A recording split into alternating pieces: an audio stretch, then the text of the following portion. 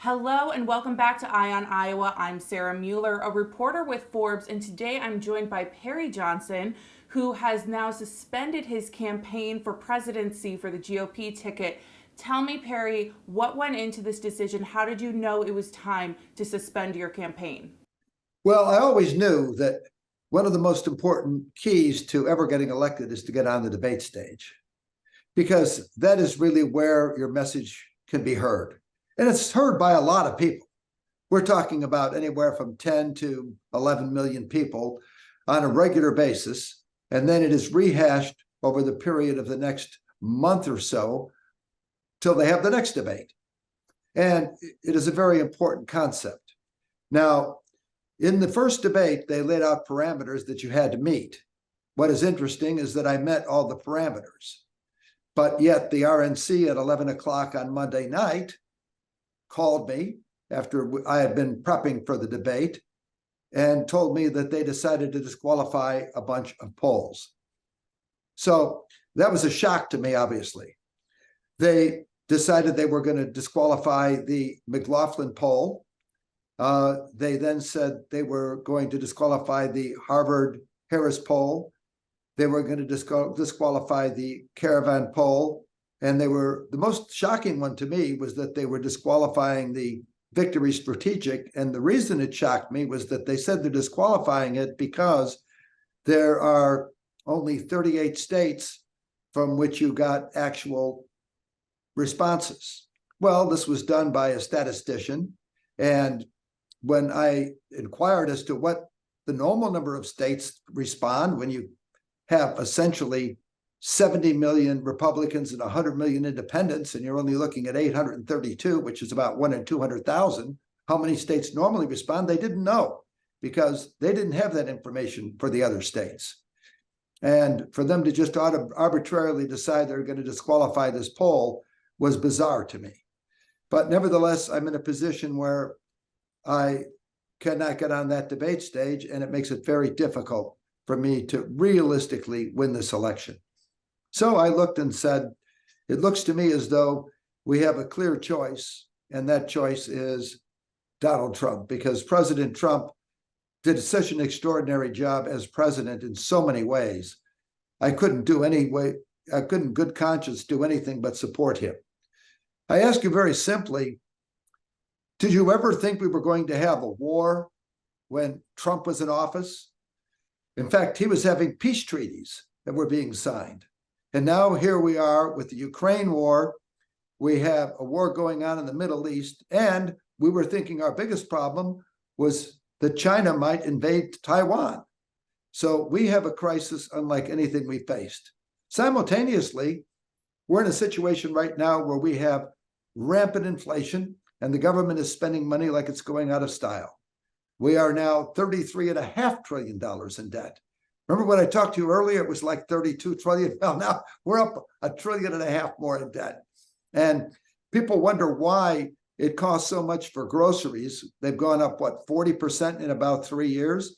It costs so much to buy a house, you can't even afford it because the interest rates are through the roof. Why? Because the government spends so much money. And then you go out there and you try to buy gas, or you're going to be heating your home this winter, and you're wondering, wow, why is it so expensive? Again, thank the government. And the government is not paying any attention to it. And they're going hog wild. My 2-cent plan would have worked. And the message was starting to resonate. I think people are starting to realize that the government cannot go hog wild in spending your money. And that has to stop. Now, President Trump has a history of doing a great thing with the economy. He got the unemployment rate down to 3.5%. We never had a better economy than we did under Trump. And we had a situation where there wasn't inflation. We had peace. And when you take a look at the polls right now, who is more likely to win of all the candidates running? It's President Trump. When he goes up against Biden, he's now 4 points ahead in just about every poll, in some cases higher. So I want to make sure we have a Republican in office, and the best way to assure that is to have President Trump be the candidate right now. Now, I want to get to some of those candidates that you've discussed here. But before I do, would you ever consider running for office again, maybe here in Michigan where you're located? Of course. obviously. You know, let's face it, I am an entrepreneur and I now have what, 80 companies, maybe it's 81. And obviously, I'm a guy that believes that you never give up.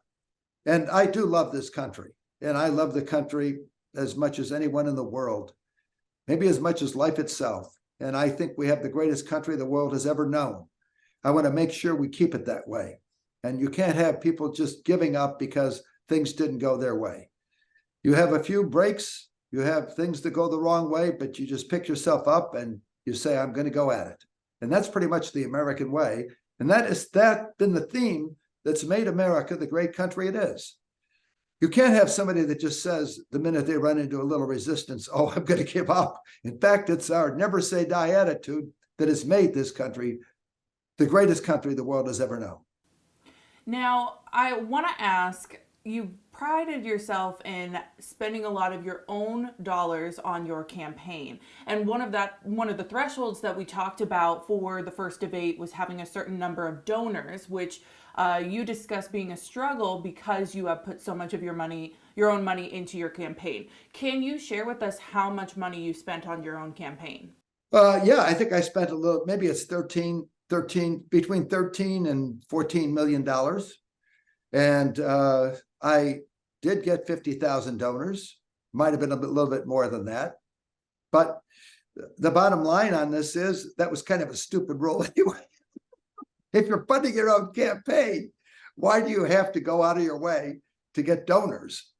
It's still, to me, the silliest thing. I don't think they ever had this rule in the Republican Party before. I don't know why they had it, but nevertheless, you go with the punches. And we did get the donors. The bottom line is that I did spend quite a bit of money. But if I had it to do all over again, I would do it again. I believe that I had one of the greatest experiences of my life in so many ways. And I do believe it's important for everybody to try to do the best they can to make this country the greatest country it can be. Now, you campaigned very heavily in Iowa. I saw you on every street corner, it felt like. So I'm curious, what lessons did you take away from campaigning in Iowa? What are some tidbits that you would give on to some of the other candidates who are trying to get ground here? Well, Iowa is a vast area. It is, I believe, 63 or 4 million square miles. It is an astronomical area, and you have to try to get to about 160,000 people in that area. Well, that's not a very easy thing. You have to travel, you have to meet people. I had a couple of people that actually offered to have me live with them, and maybe that is an approach. I know that Carter did that when he was running. It's a very, very, very friendly area. You'll find people are especially nice and accommodating in Iowa. I don't think you're going to find a nicer group of people in the world than you will in Iowa. They're as welcoming as any people on earth. So you just have to go and visit. The problem is that in the election plan, as you and I know, you have a very weird situation where there really are a lot of people that still haven't even made up their mind. You've got Trump here at about what the latest poll was at 63%. Okay. So he has a huge, huge following because the people know Trump. And I think if you're going to win their vote, they have to really get to know you. So you probably have to see people many times. And you're not going to win them over just by running ads. You can see that just by looking at the numbers for Doug Bergman and all that. I mean, you can run all these ads that you want, but in Iowa, that is not going to be the answer to winning them over and getting their vote. I do think that if I were going to continue in the campaign, the plan that I had was to literally live in Iowa. And that was what I was going to have to do. There was no other way around it. And if I had been on the debate stage, I think I would have done that. But the problem I had is, although I thought I could do reasonably well in Iowa, I was pretty confident I could finish in 4th place. It might cost me $4.5 million in Iowa to do that, but that would carry over to New Hampshire. And I thought I could do well in Michigan. I didn't think that was a problem. I think I could even finish 2nd in Michigan. I might even be able to win it. but I wouldn't have the name ID to do well on Super Tuesday. And Super Tuesday is going to follow very shortly after the Michigan race. And if you're not on that debate stage, you don't have the name ID to even have a chance to do well on Super Tuesday. So that was the basic rationale why I didn't think it made sense for me to continue. It's interesting you mentioned living here because I remember obviously this is the other side of the aisle, but Kamala Harris, when she was running, she famously spent Thanksgiving here and rented a house for her campaign here in Des Moines. I was working for local news and she invited us into her house to see what she was going to make for Thanksgiving. So, look, candidates have done it, and you really have to have kind of the groundwork here in order to thrive. Now, you've talked about President Trump and you've talked about supporting him, but I have to ask, if he were to drop out of the race for any reason, would you contemplate going back into the race? That's why I suspended. Yes. If he dropped out, then I think they need me. I really do. Trump is a businessman. He knows what it takes in order to run the country, and I would immediately jump in if something like that happened. But that's pretty much what it would take. Right now, I'm very confident that you have an extraordinary person running for the office of president. And let's face it, nobody has more experience. He was president for 4 years, did a heck of a job. So bottom line is, you have somebody running right now whom I know can just literally run circles around Joe Biden and will win the presidency. So right now, when you take a look at the numbers and you take a look at where we're at with Joe Biden compared to where we were with President Trump, the difference is night and day. And I think the people see that. Now, you've obviously spoken very highly of Donald Trump. Does this mean you are endorsing him, or are you endorsing another candidate? Oh, yeah, absolutely. I endorsed Donald Trump. President Trump really did an extraordinary job. I never said otherwise, even in my campaign. The one thing you'll find about me is I'm going to tell you the way it is.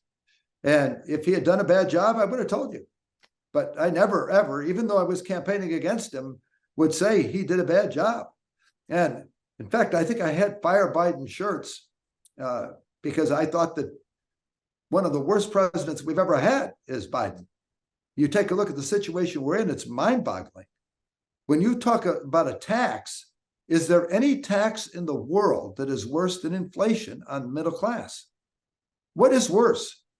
You take a look at a person in the middle class, middle America, they're making in the neighborhood of what? $80,000 a year for a family of four. I think the average was $75,400. And that's the median. And that was actually $1,200 less than it was the year before, despite the fact that we've had this extraordinary inflation. So families are making less money now than they were a year ago on an average. And despite that, we have to pay record amount for our food, for our housing, just for energy. And what was it like under Trump? We've had the best of times. So you had particularly good times among the people that were making less money because their wages went up an astounding 16% under Trump. Now, you take a look at that and compare to what's happened to that rung of people, that whole group of people that we call middle America under Biden, they're much worse off.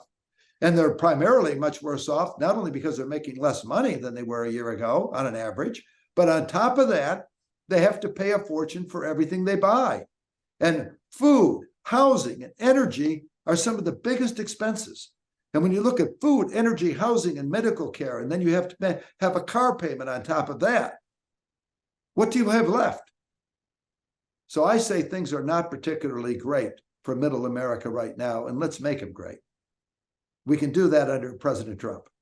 I think a lot of people would be concerned looking at 2020's results and asking, how can Trump take on Biden again? What do you have to say to that? Well, I think they can see the comparison right now.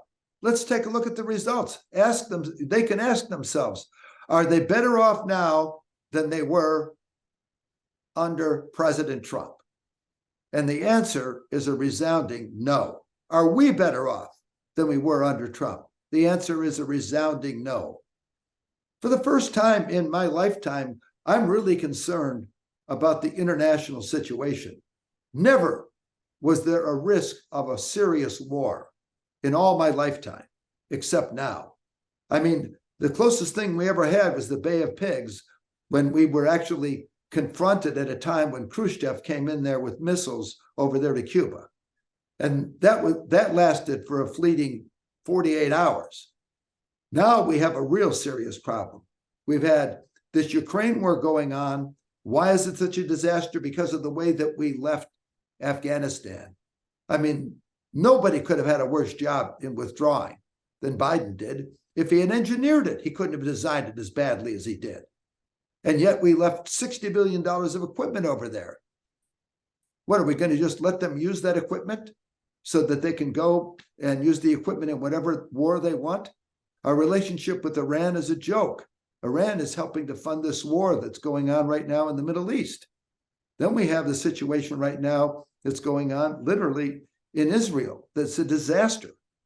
And that doesn't even take into account the danger that we face with China and the possible invasion of Taiwan. And let's keep in mind, you have these three organizations kind of getting together and they kind of meet. Isn't it the meeting that we had with the head of China and the head of Russia? And you have Putin saying that we have a long-term relationship with President Xi. I mean, this is just a very precarious situation. And this would never happen under President Trump. Now, I have to ask before I let you go, you've obviously endorsed President Donald Trump. Who do you think would be your dream ticket? Who do you think he should have as his VP? Don't ask me that. It's not fair. The bottom line on that is I'm not sure.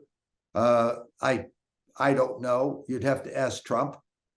Obviously, I was running for president. I think I should be president, but I'm endorsing Trump because I know I'm not going to win this election the way it is right now. But for me to go and take a look at president, he's going to have to pick somebody that he gets along with. I think it starts with somebody that has his same basic theme. He can't pick a president that has different views than he has. And if you're going to pick somebody on your cabinet, you pick somebody for your vice president, let's at least have somebody that agrees with him most of the time. Because you don't want to be at odds with anyone, because that certainly is going to hurt the administration. So you need to have somebody that has the same basic principles in mind you have, because you want to bring as many jobs to the United States as possible. You want to have a secure United States as possible. And after all, he does want to make America great again. Thank you so much for your time, Perry. I appreciate it. And we'll see you next time on Eye on Iowa.